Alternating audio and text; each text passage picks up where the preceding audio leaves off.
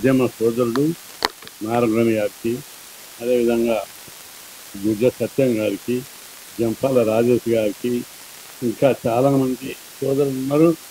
అందరికీ పేరు పేరు మీద నా యొక్క హృదయపూర్వక అభినందన.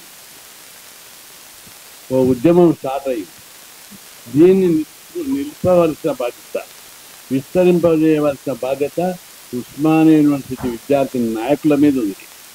మీరందరూ సైదులు, రాజేషు, మంచి సమర్థులైన నాయకులు ఉన్నారు, స్కాలర్సు, అదేవిధంగా రాజు నేత ఉన్నాడు, మంచి మిలిటెంటు, ఇంకా చాలామంది లింగం యాదవ్ ఉన్నారు. అందరూ సహకారంతో మీకు భుజ సత్యం కూడా ఎప్పుడు సపోర్ట్ ఉంటాడు.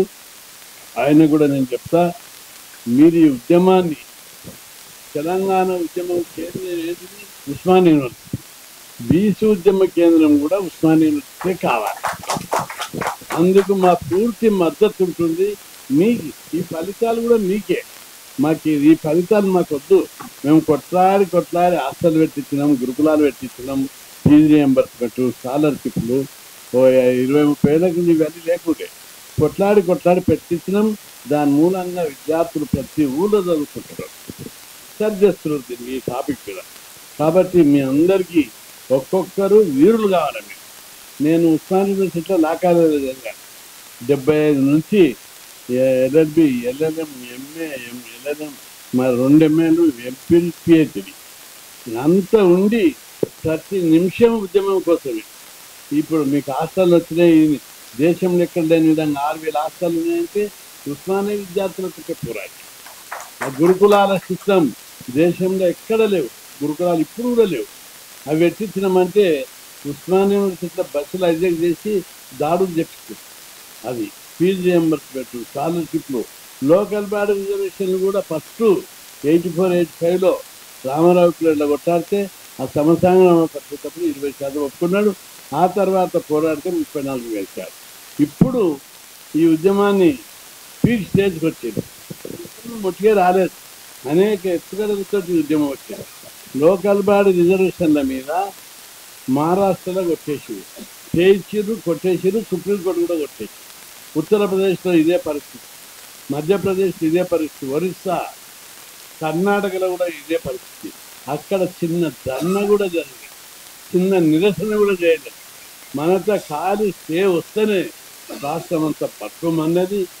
మీరందరూ దీన్ని, ఈ ఉద్యమాన్ని ముందుకు తీసుకుపోవాల్సినటువంటి బాధ్యత మీదే, ఫలితాలు కూడా మీకు. కాబట్టి మీరందరూ ఉస్మానియా యూనివర్సిటీ నుంచి డైరెక్ట్గా ఈ ఉద్యమం తీవ్రస్థాయికి పోతే అస్సాంలో జరిగినట్టుగా యూనివర్సిటీ లోపల పిల్లలందరూ డైరెక్ట్ ఎమ్మెల్యే క్వార్టర్స్కి వెళ్ళారు. మీరు కూడా ఉస్మానియా యూనివర్సిటీ లీడర్లు అందరూ కూడా వచ్చే ఎన్నికల దాకా, వచ్చే ఎన్నికలు అంటే ఎక్కువ అవుతుందేమో కానీ మధ్యలో ఓ 2 నెలలు 3 నెలలు గట్టి ఉద్యమం చేస్తే ఈ ఉద్యమం ద్వారా మీరు డైరెక్ట్ ఎమ్మెల్యే క్వార్టర్ పోవాలి, అసెంబ్లీకి పోవాలని చెప్పి మీ బాట ఇంటికి కాదు అసెంబ్లీ బాట పట్టాలి. ఆ విధంగా ఈ ఉద్యమాన్ని, ఎందుకంటే ఓట్లు అనేది ప్రజల లోపల రగులుతుంది. ఏమైనా మేము ఓట్లేసి సర్పంచ్ రిజర్వేషన్ పెడితే వీళ్ళు వ్యతిరేకిస్తారు. ఇన్ని రోజులు మేము ఓట్లేసి వీళ్ళని ముఖ్యమంత్రులను చేసాం, మంత్రులను చేసాం, ఎంపీలను చేసాం, కేంద్ర మంత్రులను చేసాం. మాకు లేక కొట్లాడితే ప్రభుత్వంతో కొట్లాడి 44% పెట్టించుకుంటే వీళ్ళందరూ అగ్రకులాలు మనం ఎందుకు వ్యతిరేకిస్తున్నారనే భావన ప్రజల్లో వచ్చేది. అంటే ఇంకా విస్తరించవలసిన అవసరం ఉంది. కొన్ని లోటుపాట్లు ఉన్నాయి. ఏ ఉద్యమమైనా, తెలంగాణ ఉద్యమమైనా 34 ఏళ్ళు జరిగింది. మొదటి దశ ఉద్యమం, రెండవ దశ ఉద్యమం. మొదటి దశ ఉద్యమం మనం హాస్టళ్ళు, స్కాలర్షిప్లు, ఫీజు రియంబర్స్మెంట్, గురుకులాలు, లోకల్ బాడీ రిజర్వేషన్. ఇప్పుడు రెండవ దశ ఉద్యమం రాజ్యాధికారం కోసం ఉద్యమం. ఈ ఉద్యమం లోపల మీరు క్రియాశీలక పాత్ర చేయాలి. విద్యార్థుల లోపల పోటీ శక్తి ఎక్కువ ఉంటుంది. మీరు అందరూ దాన్ని సర్దుకొని, నేను చాలామంది ఉంటుంది అది మంచి వాతావరణం కూడా, నాయకత్వం కోసం పోటీ పడితే తప్పు కాదు, కానీ సర్దుకొని పోవడం ఉన్నప్పుడే గొప్పతనం ఉంటుంది. సీనియర్స్ను, పోరాడుతున్న వాళ్ళను ముందుంచి సైదులు కావడం, రాజేశము, మీరందరూ ముందుంచి రాజు చేత, ఇంకా లింగం యాదవ్, ఇంకా సమిష్టి నాయకత్వం లోపల ఈ ఉద్యమాన్ని చాలామంది ఒక్కొక్కరు చూస్తే హీరోలు లేకున్నారు. ఎమ్మెల్యేలు లేకున్నారు ఇప్పుడే. కాబట్టి మీరు కొట్లాడవలసిందిగా సమిష్టిగా కొట్లాడాలి. ఎమ్మెల్యేలప్పుడు మీరు ఒక్కొక్క నియోజకవర్గం మీరు తయారు కావాలి. కాబట్టి ఎమ్మెల్యేల కోసం పోటీ పడాలి, ఈ ఉద్యమం కోసం పోరాడాలి, ఎమ్మెల్యేల కోసం పోటీ పడాలని. రెండవది, ఈ సబ్జెక్టు మీద మీకు క్లారిటీ రావాలి. ఈ జియో కోర్టు స్టే ఇవ్వడం లోపల కానీ ప్రభుత్వం దీన్ని నిర్లక్ష్యం చేయడంలో ఏమాత్రమైన అర్థం ఉందా? రాజ్యాంగంలోని 243(d)(6) మీరు చదవండి. ప్రభుత్వము బీసీలకు రిజర్వేషన్లు నిర్ణయించే అధికారం రాష్ట్ర ప్రభుత్వానికి ఉంది. ఓకే, రాజ్యాంగబద్ధత. రెండవది, అసెంబ్లీలో చట్టం చేశారు, చట్టబద్ధత. ఆర్డినెన్స్ తీశారు, చట్టబద్ధత మరింత తీసుకుపోయింది. ఇక మూడో అంశంకి వచ్చినట్లయితే న్యాయపరమైన అవరోధాలు ఏమైనా ఉన్నాయా? మీకు క్లారిటీ ఉండాలి. న్యాయపరంగా కూడా ఎలాంటి అవరోధాలు లేదు. న్యాయపరమైన అవరోధాలు రెండు: 50% సీలింగు, జనాభా లెక్కలు. జనాభా లెక్కలు తీశారు, అదొక పాయింట్.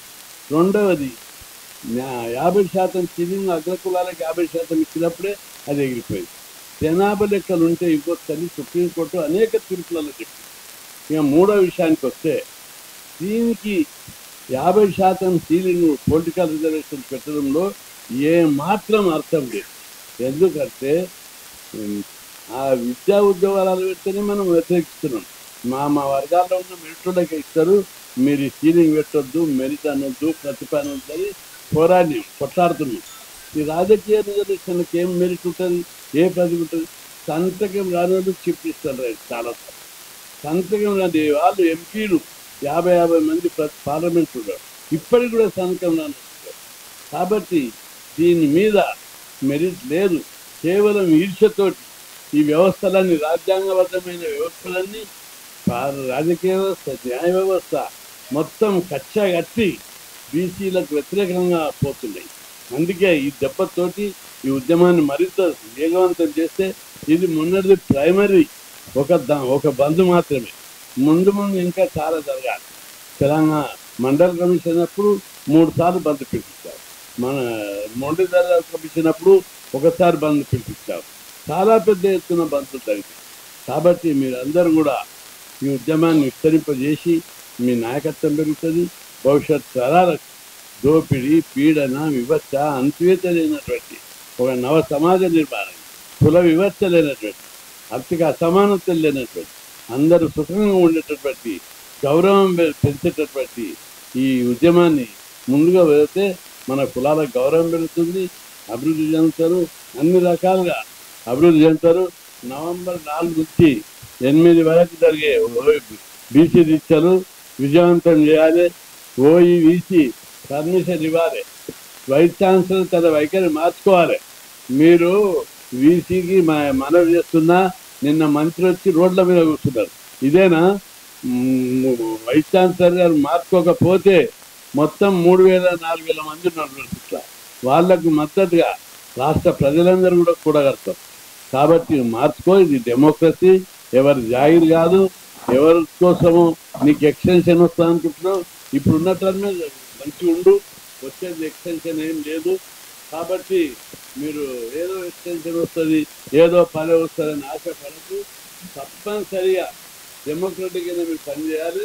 పని చేయకపోతే డెమోక్రటిక్ పనిచేసినట్టు మీ మీద పార్లమెంట్ ప్రధానమంత్రి కూడా మీకు కావాలి, హోమ్ మినిస్టర్ తప్పనిసరి చర్యలు తీసుకుంటామని మీ అందరికి గుర్తు చేస్తున్నా. కాబట్టి సోదరులు ఏమాత్రం జంకు లేకుండా అవసరమైతే డీజీపీ దగ్గరికి పోదాం, చీఫ్ సెక్రటరీ కాంప్లైంట్ ఇస్తాం, పెద్ద ఎత్తున దీని మీద ఒత్తిడి తీసుకొస్తాం. కాబట్టి మీరు నిశ్చింతగా పెద్ద ఎత్తున పోరాటం చేయడానికి సిద్ధపడాలని చెప్పి ఈ ఉద్యమం మీ చేతుల్లో పెడుతున్నాం. ఈ ఉద్యమాన్ని మీరు నడిపించాలి, ఫలాలు కూడా మీకే. కాబట్టి మీరు ఈ ఉద్యమాన్ని రాజకీయ పార్టీలో ఉంటే ఎప్పుడు దారుకుంటారో తెలియదు, నాయకుల చేతుంటే ఎప్పుడు భయపడతారో తెలియదు. విద్యార్థి నాయకుల చేతిలో ఉంటే, విద్యార్థి నాయకులు ఎందుకు అంటుందంటే, మేము విద్యార్థి నాయకుడు ఉన్నప్పుడే అనేక స్కీములు పెట్టించి వేలాది జీవులు తీసుకున్నాం. ఆ తర్వాత కొద్దిగా గ్రావిటీ తగ్గుతుంది. ఇప్పుడు మీకు జనం ఉన్నారు, ఉద్యమం చేసే శక్తి ఉంది, మీరు ముందు నడిపేది.